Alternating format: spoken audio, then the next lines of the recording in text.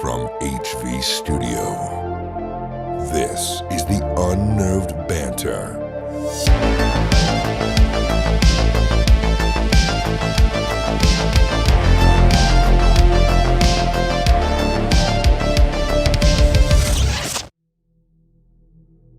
Welcome back to the Unnerved Banter.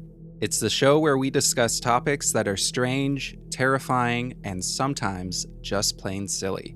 I'm your host, Chris Fricky. And if you're more used to our story episodes, this is a little bit different. It's more of a conversational platform. And this week, we'll be discussing the disturbing story of Elmer McCurdy and also the mysterious Bloop heard around the world.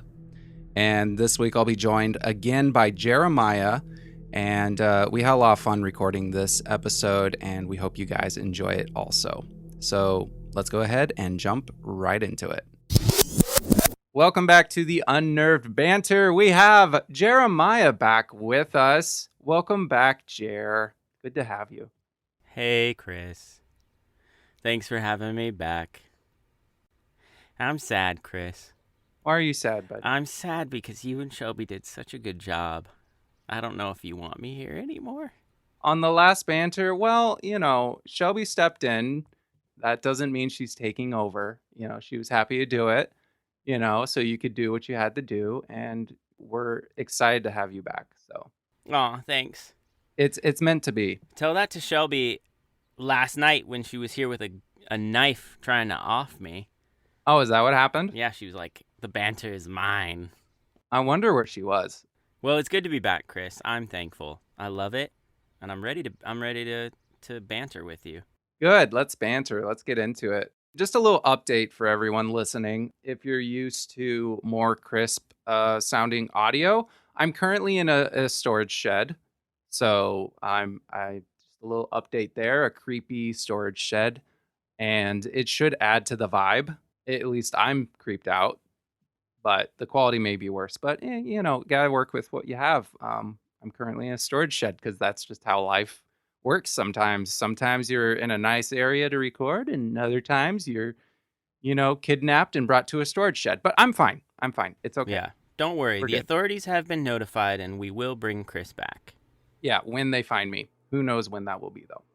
All right. Well, with that, we're going to get into today's topic. Today, I am going to be telling you the story of a Sir Elmer McCurdy. And you've never heard this story, correct? Not that I know of. Maybe. Okay. You might know it once I tell it to you, but I will definitely know it once you tell it to me. that is true. Okay, tell me about this Elmer McCurdy. Elmer Fudd.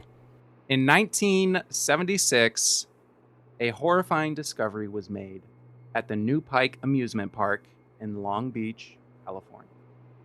A camera crew for the television show The $6 Million Man was visiting the park to film a scene in the Funhouse.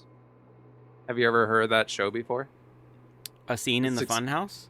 No. The $6 Million Man. Oh, yeah. You have? You've watched it? I've watched a scene in the Funhouse, but I have not watched $6 Million Man. Okay. Well, the $6 Million Man it's a great 70s show. It's got, the waka waka waka waka. I don't kind know. of music. I do not know, but okay.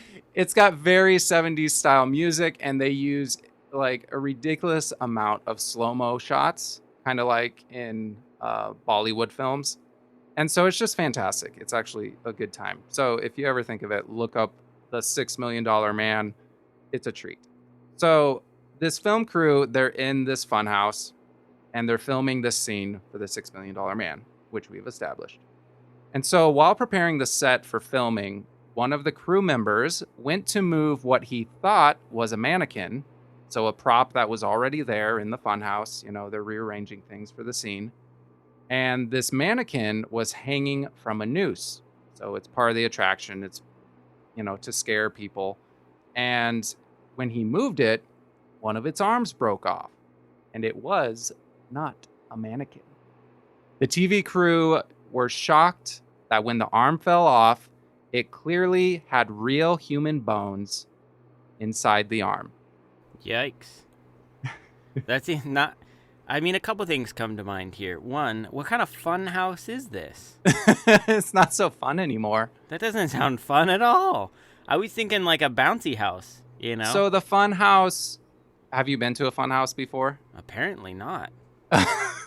It's more, I guess, a scare house. I don't know. I've only been to one fun house in my life, and there were definitely like wacky like mirror rooms, and it's just meant to be weird and strange, but there's also some scary elements to the fun house I went to anyways, and that's what was happening here. This was part of the decorations or what have you, and there was this mannequin that was hanging by a noose, and yeah, it was actually a real human corpse. Yeah, it was also painted completely red. They had put like this glow-in-the-dark red all over the body. So when you're going through the funhouse, the lights that they used, kind of like black light, would make it really glow and reflect, and it was just terrifying looking. So it was part of the attraction. So they were moving it around, arm broke off, and it's a real corpse. Like, it's legit human bone, and it looks like decomposed, like old, dried up flesh. So obviously they called police. The police came, they did an investigation, did tests on it. It was matched back to a Mr. Elmer McCurdy, who was an outlaw who had accomplished little while he was alive, but found much success as a sideshow attraction following his death. So, if you'll allow me, we're going to rewind time here to find out who in the world was Elmer McCurdy and how did he end up in a funhouse. Here, I'll do it for you. Thank you for that sound effect. That was beautiful. I try. Elmer McCurdy was born to a single mother in Maine in 1880. His life got off to a bumpy start because McCurdy was raised by his mom, didn't have a dad in his life, so not a lot of guidance. And according to the New England Historical Society, as a teen, he developed a bad reputation as the town drunkard. When he was 20, his mother died, and McCurdy left home to seek his fortune out west, taking on plumbing jobs and mining jobs. Both involve going down pipes digging for gold. This guy's career is just going down the pipes, literally. Yeah, literally going down some kind of tube. And I really wonder what plumbing was like back then. Like, this is, Yeah. at this point, it looks like, let's see, born in 1880. This would be early 1900s. Hold on. I think I figured it out. What? It's all the same thing. There was no pipes. They just all dug holes like down into the mine shaft and then put some kind of, outhouse over the hole. Ah, So he's a plumber and a miner. the two jobs go hand in hand. Yep. Yep, you do what you can, making it, out of a crappy situation. That's what you do. Making it in the 1880s. So that was his job, I guess. He had a plumbing job and he did mining jobs, but ultimately didn't find much success in those things. Wasn't very good at it. He went from job to job. And then in 1907, he joined the Army. As you do, you join the Army, you learn some discipline and hopefully turn out to be a more responsible human being. When he joined the Army, he soon learned about the explosive properties of nitroglycerin. I guess that was his job. He was a bomb guy. And so this, after he left the military, played a crucial role into his next career choice, as it were. He chose a life of crime, and he didn't decide to go back into plumbing, which I think making bombs could be helpful in plumbing to an extent, and mining especially, but no. He decided to use his skills elsewhere and decided to do a life of crime. What I mean by that is McCurdy ended up in Oklahoma with no money and a drinking problem, as previously stated. And so he moved from town to town with his buddies, robbing banks and trains. McCurdy often operated as the explosive guy, in theory using nitroglycerin to melt down safes so the gang could access the money inside, but he wasn't very good at it. So first off, we're going to stop right there. I thought nitroglycerin was like an explosive material. He's using it to melt safes. You know anything about nitroglycerin? Not firsthand very much, but it is a liquid, if I remember correctly from the old West movies I used to watch. But it must be like a really harsh chemical too. And Yeah, I bet, just guessing, it might be that you can pour it on stuff and it's also highly corrosive and will melt through. yeah, Or maybe he just was blowing up the safes and they said, oh, it's melting, yeah, I don't Probably know. not. I think it's funny that when he got out of the army, he decided to do a life of crime. His friends are like, what you gonna do, Elmer? He's like, I'm gonna do a life of crime, boys.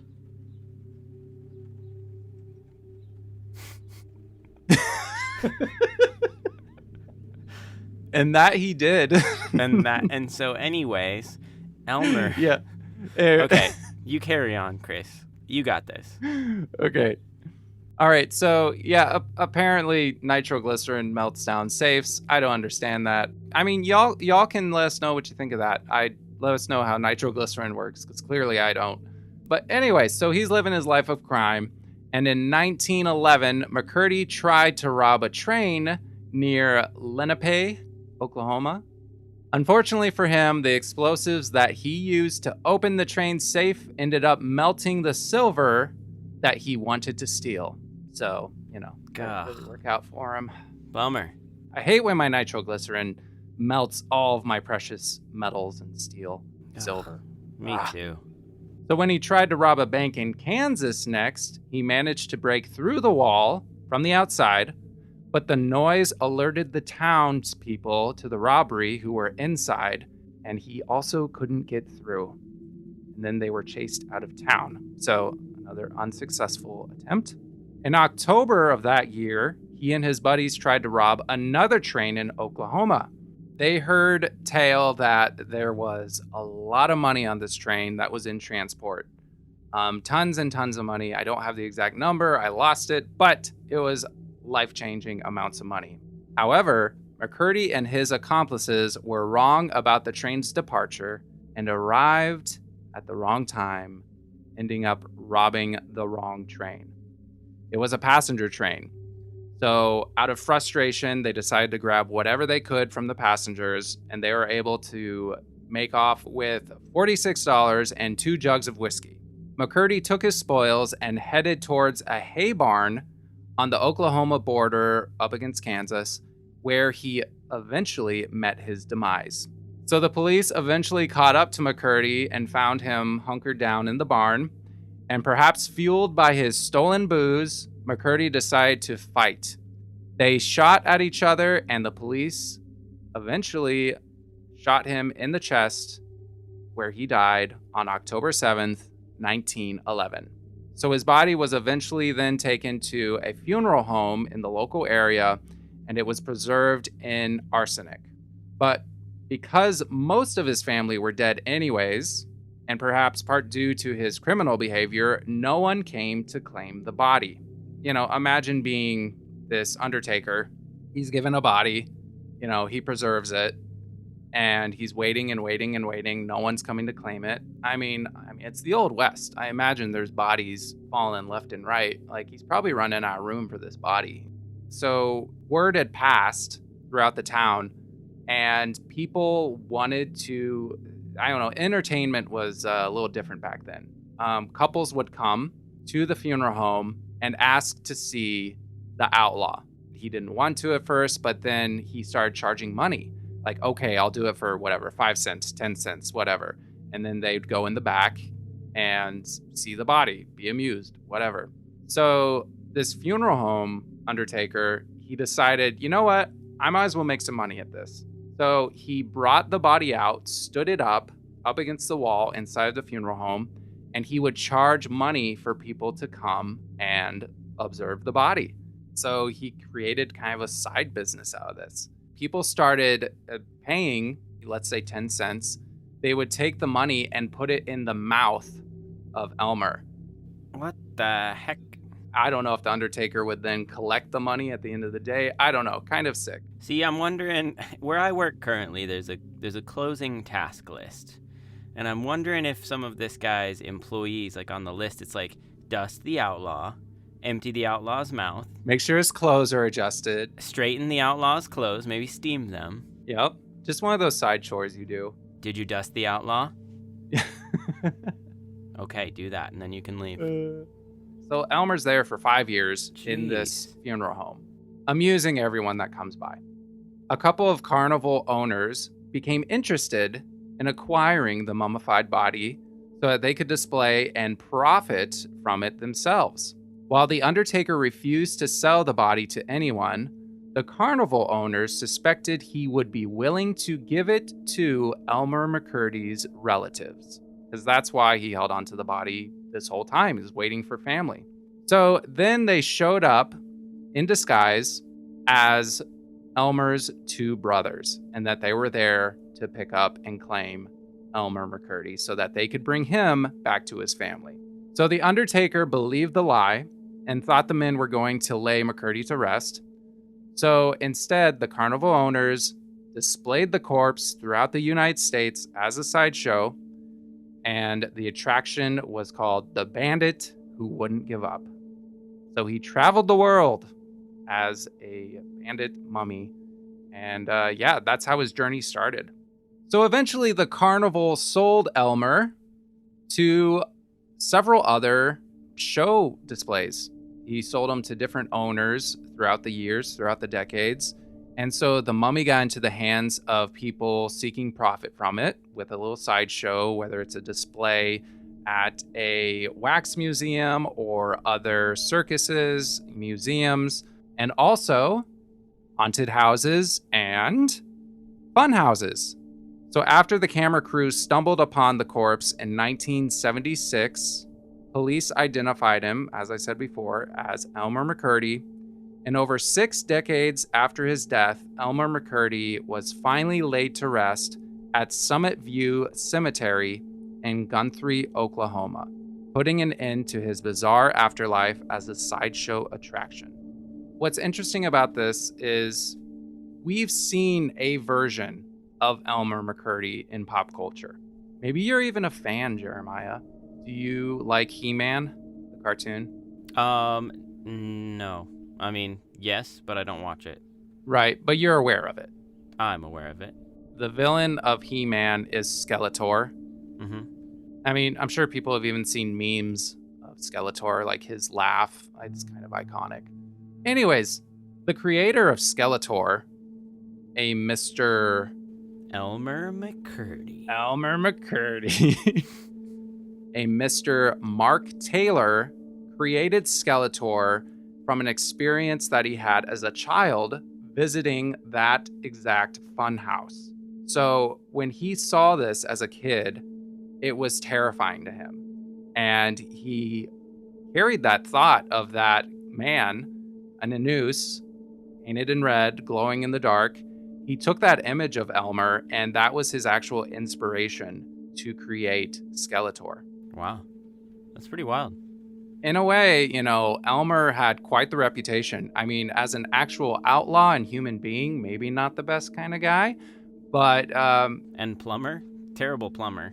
Terrible plumber, yeah. And terrible bomb expert. Really just bad at everything he did. But, man, he was really good at being an amusement at amusement parks and, scaring children. So that was fun. I forgot to mention, too, one of the ways they identified who he was, the coins in his mouth. There were coins dated, of course, to give them an idea of how old it was, but also there were ticket stubs in his mouth so that they could trace where he had been throughout all the years. Are you kidding me? No, they were still in his mouth. How many ticket stubs and coins were in there? They just really stuffed them. See, that's what I'm telling you. You gotta have a closing task list. Somebody needs to clean out Elmer's mouth every night, otherwise it's gonna get too full. Maybe they just took they took like a stick and they just jammed it down his throat, so they just collected it. Jeez, yeah, no kidding. That's wild. Man. Yeah, so that was part of how they were able to actually trace him back. That's crazy. Yeah, I tried, and I'm still working on this, like a lot of little side investigations I'm trying to contact people involved in certain things, but I was trying to find the original crew member, or at least someone on the crew of the $6 million man that was there when they bumped into Elmer and the arm broke off. Like, I want to, it was just the 70s.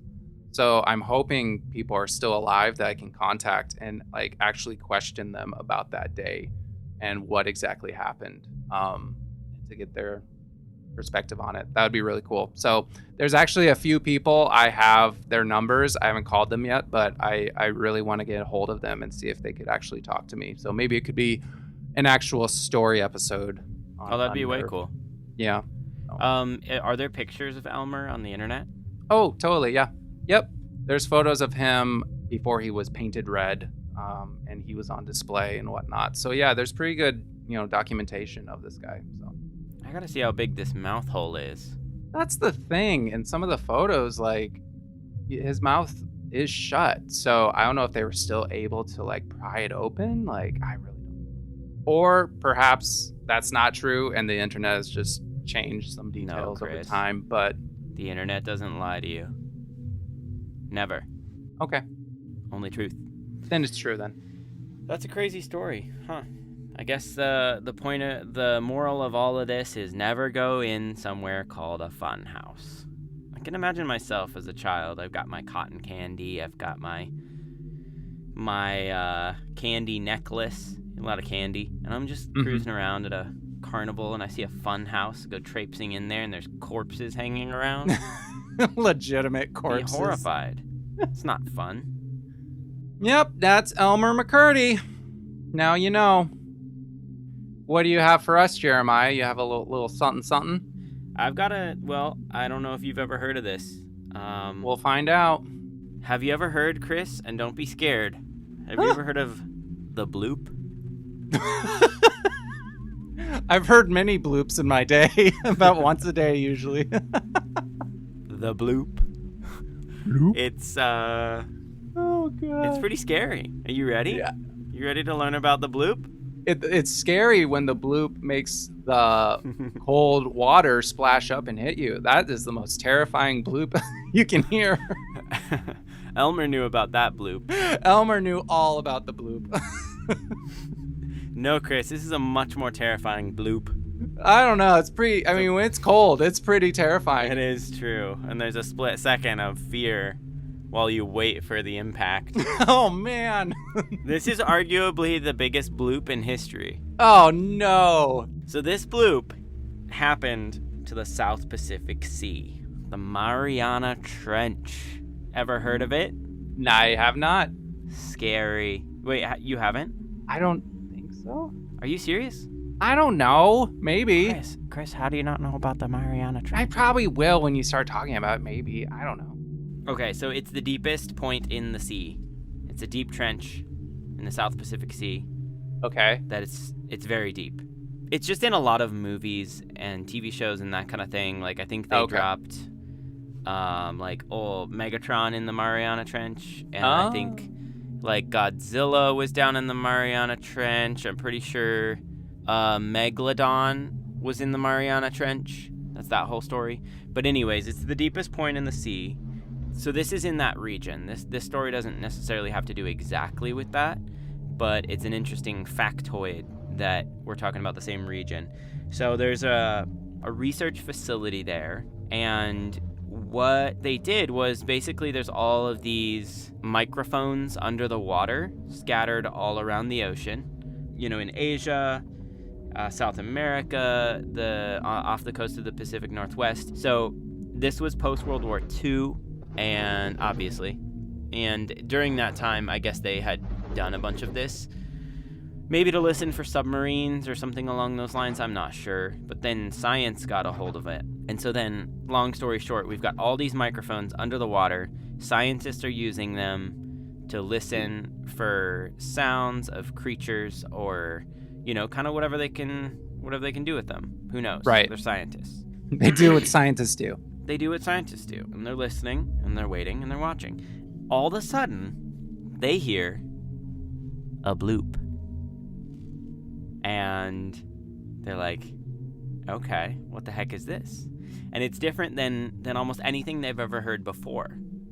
So they're kind of curious about it and get in touch with some other facilities, because the wavelength of it and other far more technical sound terms that I'm not familiar with, it matched something that was organic. So like an animal type sound, or I don't know, just something that's organic and natural, not something man-made. Right. So then they start communicating with some of these other facilities, some as far away as 3,000 miles. And guess what? They're getting it too. They heard it too. Oh, at the same time? At the same time, roughly. So that's why they were getting in touch with these other facilities, because if you have microphones scattered all over the place, you can kind of triangulate where the sound is coming from by calculating when the sound hits the different microphones as it travels through the water. Right, that makes sense. So that, in my limited research, because I've heard this story before and I didn't dig into a ton of the details about like how and when, at like which hour the sound hit which microphone, and I don't even know if that information is out there, to be honest. But what makes this bloop so crazy is that they heard it 3,000 miles apart. So that's the equivalent of hearing an explosion in the top, like the northwestern corner of Washington, in the southeastern corner of Florida. Wow. Like, this is a loud sound, an incredibly loud sound. And to put it into perspective, blue whales, it's the largest known animal ever to exist on the planet. Mm-hmm. And they have an incredibly loud sound that they can make. Yeah, good job, Chris. Like that? You nailed it, but it's got to be louder. Okay. Oh my gosh. All right, I walked into that one. I'll accept it. I'm just thankful it wasn't louder than that. Don't try it again, though. I think I can go louder if you want me to. No, I can step it up a few notches. No, that's okay, Chris. Okay. No, you sure? Thanks, though. Thanks. You sure? No. Okay. Yeah, I'm okay. I'm okay. All right. Maybe we could do a separate soundbite and upload that to the Instagram. Okay. Chris doing whale sounds. So the blue whale, though, even with how incredibly loud it can be, usually at the max, at least again from my research, it can be heard like 100 miles, which is still pretty impressive. I mean, that's a loud noise. And then also, to put it into perspective, the loudest sound ever recorded above water, I believe it was Krakatoa, and that explosion, that eruption. That was a volcano, right? Mm-hmm. It could be heard 3,000 miles away as well, roughly. Wow. Which reports, at least that I read, said that even at 3,000 miles, it sounded like a cannon being fired. Wow. Which is crazy. So it's not necessarily a sound that is unheard of, in the natural world, but it's a sound that has never been heard otherwise under the water. And then also the fact that it sounded organic means that, I don't know, something made an incredibly loud noise, and no one really knows what it was. So it's kind of eerie. And there's speculation that it's some kind of giant creature we've never encountered before, or at the very least that it's some kind of creature that's really efficient at making noise. But it's a fascinating thing, and there's a lot of documentation. Perhaps would it be the Earth like shifting or cracking or something like that, or was it related to other documentation of the Earth making noise? Yeah, I mean, there are people that have speculated, I guess, that it was like some kind of ice shelf or something. But it's not linked to any known movement or shifting of the Earth. I mean, or obviously if there's like some kind of large underwater volcano, there's a decent chance that somebody would have known and seen it. but not 100%. You know, if that was out in the middle of the ocean, Yeah. there's so much space out there that easily could have happened, Oh yeah. at least from what I understand of things. Oh yeah. There's so much Um, we don't understand about the ocean. There's so much to Mhm. explore, and we're constantly learning. But it is wild. A bloop heard around the world. Bloop heard around the world. Can you? Hey, Chris, I'm gonna give you a sample of the bloop. Ready? No, I don't. No. No, no. don't be afraid. Okay, I'm gonna Okay. do it right into the microphone so the audience can hear it very well. I think Okay, you're gonna I'm be ready. impressed. Okay, ready? Yep. Did you hear it? It just sounded like a cupboard hit your forehead. Oh yeah, see, that's even too loud. Go listen to it. You'll be impressed. Is the audio is like? Can you hear it on YouTube? Is it released? You can hear it. Well, we'll put that soundbite right here.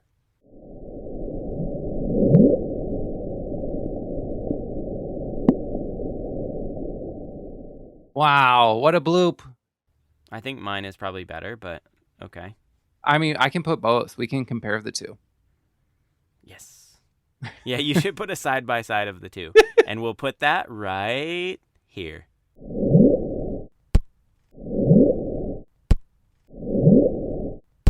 Hear the difference? Pretty close, right? Pretty spot on. Good job, Jeremiah. So that's the bloop, Chris. It's kind of a mysterious sound. What do you lean towards? Creature? What do you think? I don't know. I mean, honestly, the logical side of my brain tells me it's probably a shift in some kind of tectonic plate or something. But then the excitable cryptid side of me is like, there's got to be something in that trench, man. Yeah. And I think it's possible. I've heard other stories of like crazy sea beasts. And if Sure. a blue whale can make a noise that travels hundreds Yeah. of miles, maybe there is a creature that can Yeah. make a noise that travels thousands of miles. But I mean, it would have to be mega. Like, which, I mean, that's cool. It's fun to think about, but most likely some kind of shifting plates. Maybe it's a giant sea serpent or dinosaur of some kind that was alive during the time and maybe is extinct. And the creature, who was more terrifying than any that had come before, gave one final and mighty bloop. Behold the bloop to stop all others. Maybe it was the Kraken. Cracking a cold one. Yeah. So that is the bloop. That's all I got for you today, Chris. Perfect. The bloop heard around the world. That was fascinating. And yeah, that is the end of what we have for you guys. Thanks again for listening to the Unnerved Banter. If you hear an airplane right now, it's because I apparently am near an airport. My shack is near an airport. So sorry about that. But yeah, that's going to do it for the banter this week. And if you guys would like to get a hold of us, leave us a message. We'd really love to hear from you. And just to say hi, or if you want us to touch on a topic or anything like that. Yeah, you can reach us at our voicemail, which is found at speakpipe.com/the unnerved podcast. And we'll definitely put the link to that in the show notes, as well as all of our socials. You know, Instagram, great way to see the photos of each episode of things related to what we're talking about, people who are interviewed in the stories, all of that stuff is there on our Instagram. Anything else I'm forgetting, Jeremiah? Follow us on MySpace. On MySpace, yes, very important. Lots of people there. It's coming back. Well, thanks, Chris. Thanks for having me back on. Look forward to the next time. Yeah, for sure. Always a good time.